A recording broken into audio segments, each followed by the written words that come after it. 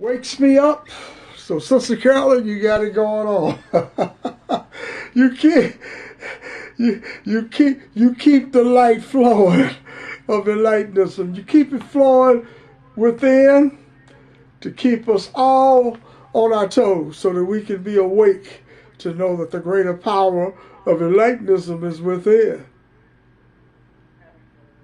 Yeah, yeah, it's amazing sometimes when we know the journey of someone and you can see the growth and how a person works in the consciousness, how much peace and calmness and energy enters into their lives, their everyday activities. And that's what happens. So, absolutely. That's why you're talking about what you know, not what you heard about. You're not dealing with hearsay information. Second hand or third hand. Thank you so much, Sister Carolyn. Self-acquired intuitive knowledge. Okay, folks, we just heard Sister Carolyn give us this wonderful insights on Enlightenism. I'm Brother Malcolm coming to you live from the Enlightenism Zone. We deal with Enlightenism, a new way to think and live. On this broadcast, we deal with letting go of our dependency on the past. I encourage all of you to read my latest blog, Letting Go of Our Dependency on the Past. Letting go of our dependency on the past means simply this. It's hearsay information, things that you have heard about from someone else. It's not what you know about yourself.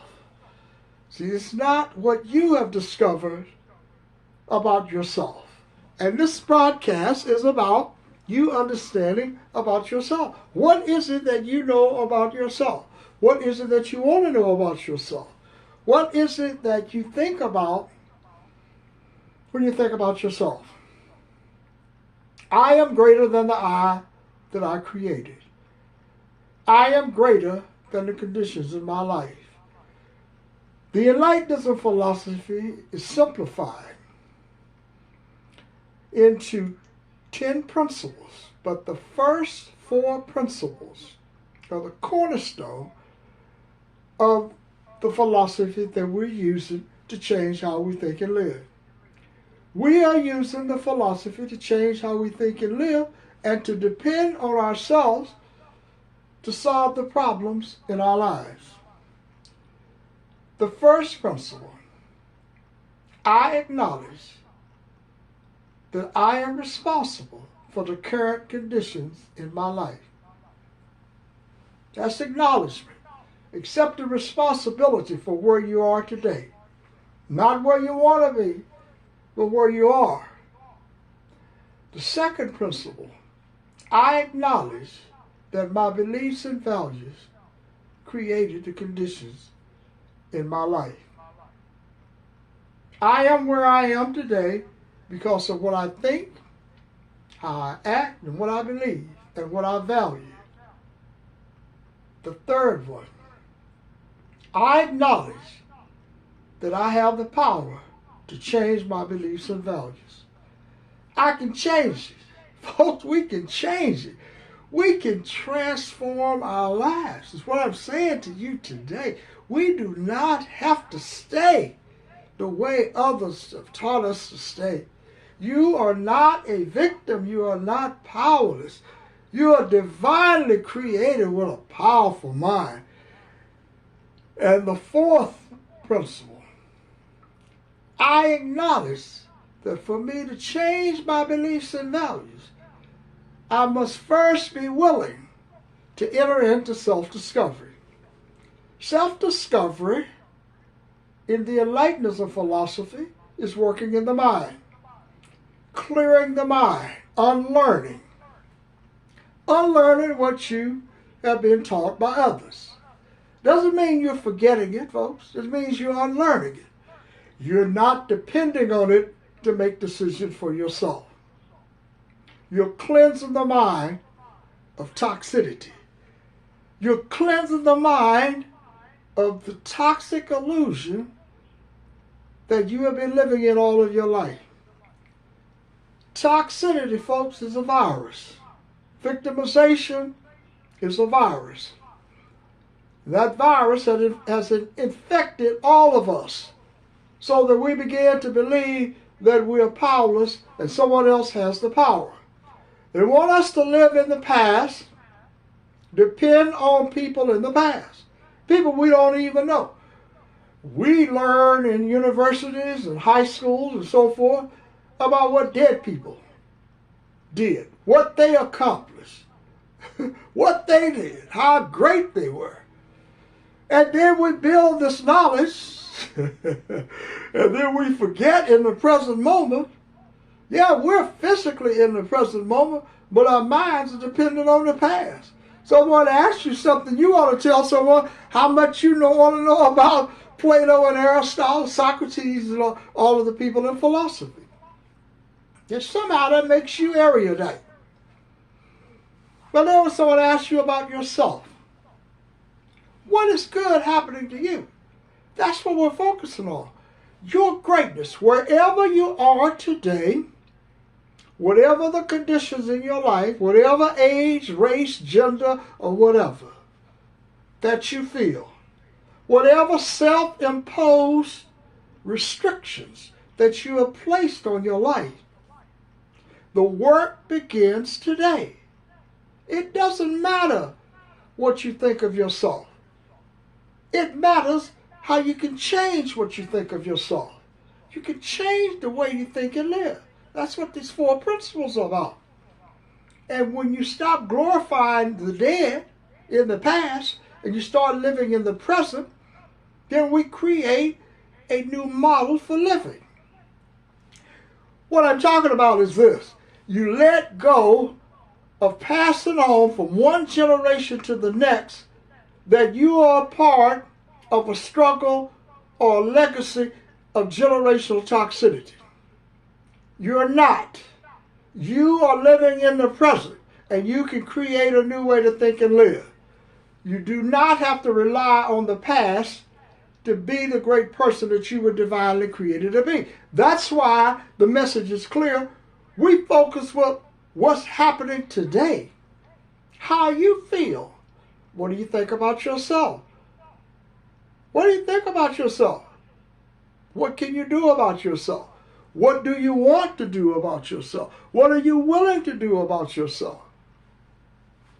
And when you understand it, then it becomes clear.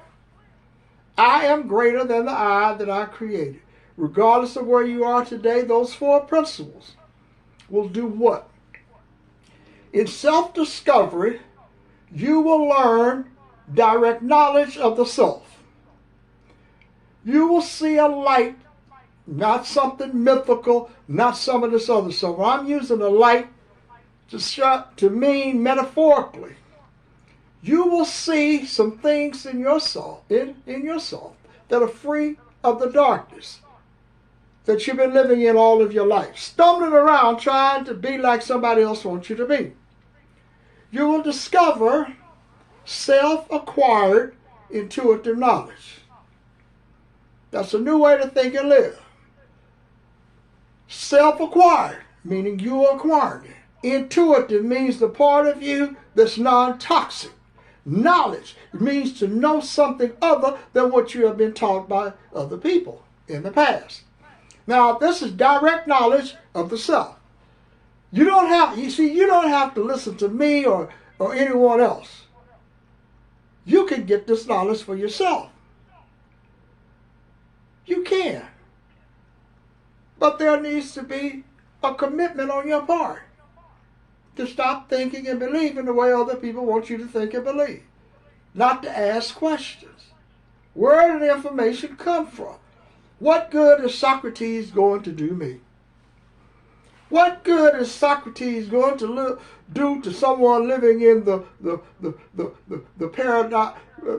paradigm description or illustration of Cabrini Green, meaning housing projects? And I know people like to think that they don't exist anymore, but they do. in all of the inner cities. But you don't see them anymore. No one talks about them anymore. We're focused exclusively and primarily now on trying to fix the unfixable. The unfixable is the social construct that you were born into. That is unfixable. What you can fix is your mind. And that's what I'm talking about. You can fix your mind by unlearning what others have taught you, by letting go of our dependency on the past. And the sense certainty that what happened in the past is the truth. So what? It's not helping the people. It's not going to help the people who are going from one generation to the next in pain and suffering, having to endure intense pain, a lack of self-esteem, a lack of power and clarity, a lack of recognition of your own work, and the inability to create something new. But you can't create something new relying on the past. Oh, you could create gadgets that appear to be new. You know, like you could create a computer and it appears to be new. But its foundation is coming from a typewriter. Videos, foundations coming from movies, television. But you cannot create a new way to think and live building up on the things that cause you the pain and suffering in your life. You cannot be free using beliefs and values that imprison you in the first place. Cannot be done. You can read about all of the people in the world. You go to San Francisco Public Library and read all of the books you want to read. You're still going to be hungry. The only inspiration you will get from the people that you're reading about is how to fit into the social construct, to trick yourself into an illusion to think that you can change it. It's not about changing it. It's about changing ourselves. It's about understanding we're not the victims that people think that we should be. We're not that way. So when you teach someone from self-acquired intuitive knowledge, meaning direct knowledge that's coming from you originally in the present moment, that's not relying upon what you heard in the past, then you teach the child something different. You remove all of the things about the outside. You focus on what's inside. And the greater power, the consciousness of truth, is inside. And it transcends race, color, gender, age, religion, status, and education. It's whole, perfect, and complete, colorless, faceless, and formless. That's who you have to recognize that you desire to become one with. When we separate ourselves from our intuitive self, then we feel something missing in our life. We say, something is missing. What is it?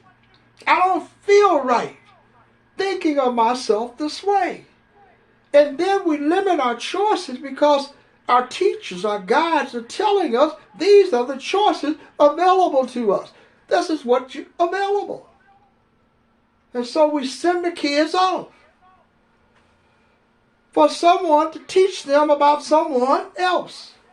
And then they come back unable to develop the things that you envisioned that they would be able to do because they didn't learn anything about themselves. They didn't learn in the 4, 6, or 8 years, the bachelor's, the master's, or the doctor's degree. They didn't learn anything about themselves. And many, unfortunately, didn't learn anything about the social construct, except how to build upon it. You are teaching yourself. This requires you to trust yourself not the self that has been conditioned to think as a victim and that's dependent on the past. The self that's willing to live in the present using present beliefs and values that are created by you. There is a power in you that is greater than the power you've been using all of your life. Not something that you heard about. We're not talking about a power you heard about, read about, and don't know anything about. That's something you heard. That's called hearsay information. And even in the toxic courts, in this unjust judicial system that we're living in, they don't even allow hearsay information. It's unreliable. It's unreliable.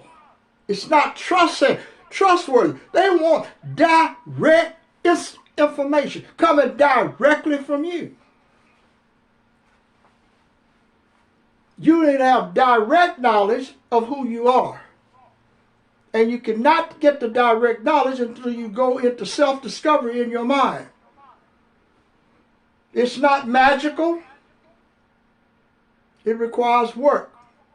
It requires a willingness on your part to make a commitment to understand that if you trust yourself enough to let go of all of the Santa Claus fables and fantasies and all of these other illusions about who you are and how poorly equipped you are to live in the world, that you're just here. And you have to take on anything and everything somebody tells you to believe. And if you don't believe it, they call you stupid, ignorant.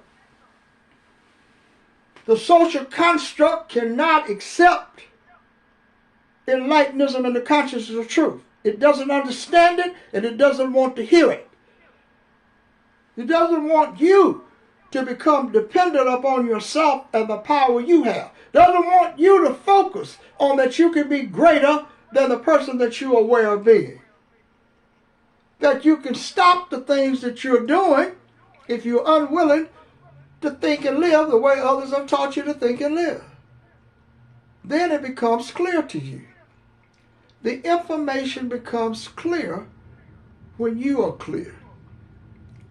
When we get clear, folks, about the greater power in us is consciousness, and the consciousness of truth transcends race and color, then you know that everything you heard about in the past was just to keep you hooked on that past. And in the past, folks, you go back and read about yourself and read about what's happening even though you weren't in the past. Then you try to identify with what happened in the past.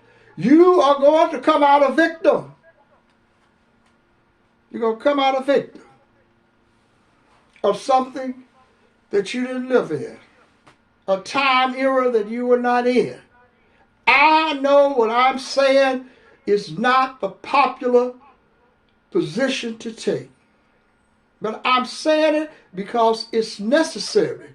It's urgent that we treat this toxic virus that we have been infected with by other people's beliefs, and that we have been a carrier of this virus throughout our lives.